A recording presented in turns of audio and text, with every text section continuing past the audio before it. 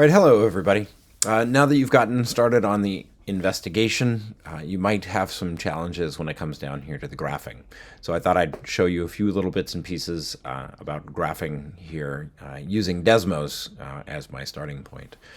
In the data table, you've recorded information about current and voltage for a number of situations with batteries in series and with 5 ohm, 10 ohm, and 15 ohm resistors. We're going to graph just the 5 ohm by itself, and then we'll graph the 10 ohm by itself and the 15 ohm by itself, and we'll be able to take a look at how those interact with each other all at once. The Desmos tool here is quite nice because they can lay easily on top of each other and you don't have to do a lot of messing. So I'm actually going to bring up the template here for Desmos by just clicking on this link that says template. I've already set it up for 3 different XY plots, and I'm going to put in some fake data right now. This is not the data on resistance and currents and the things you need. I'm just going to put in some data that is linear, and then I'll show you how to be able to get the slope of that once you've got it. So I'm going to put in some, again, fake data. So 1, 2, 3, 4, 5. That's decent fake data. And then I'll just put in some other values here like 2, 4, 6, 8, 10.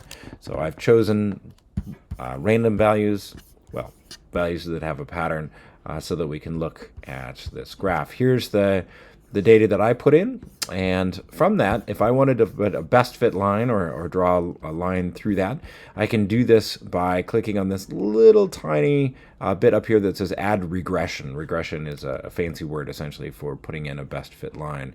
So if I click on that regression or add regression, it starts out with a linear regression. That's the default. I can change that to any other form that I think fits, but in this case, it should be a linear regression. And then you have an equation down here in the form of y equals mx plus b. It tells me that I have y equals 2x plus 0. That's because my line does go through the 0 point here, which the slope then is just read right in front of the x. So my slope of this line is 2. So when I'm asking you later on to be able to paste that graph, you can use that with a screenshot if you'd like. There may be better ways to do that, but I don't know them off the top of my head. You might be able to do, no. Anyway, screenshotting is probably your best bet here. Once you've got those 3 graphs in place, or if you want, you could have a single graph that replaces, that does all 3 of them. That would be okay. You can just paste that 1 instead. It's going to ask for the slopes. Here's those slope categories, and then down below, you're going to be making some predictions after making a decision. So that's the deal. I hope that helps, and it looks like many of you are already here, which is great. So good luck in your graphing, and I will see you on Friday.